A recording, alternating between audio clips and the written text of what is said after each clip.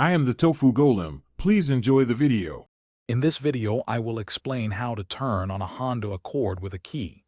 First, locate the ignition cylinder, typically found on the right side of your steering column. Gently insert your physical key into the ignition slot. Make sure the key is fully seated and oriented correctly. You should feel it slide in smoothly without resistance. This prepares your vehicle for the next step in starting the engine.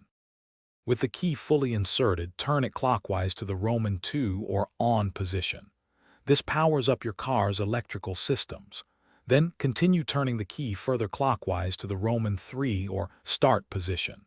Hold it there briefly until the engine catches and begins to run. As soon as the engine starts, release the key and it will spring back to the Roman 2 or on position automatically. You're now ready to drive.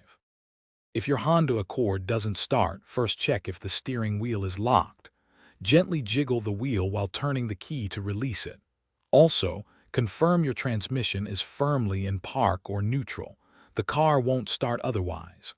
A weak or dead battery is another common culprit, so listen for clicking sounds. These simple checks can often resolve starting problems quickly. For models with a key fob, remember to replace its battery every 2 to 3 years to ensure reliable remote functions. Always keep a spare key in a secure, easily accessible place in case your primary key is lost or damaged.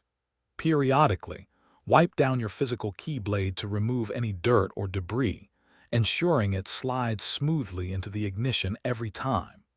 These small steps help maintain your car's starting reliability. Thanks for watching. Consider subscribing if we helped you today.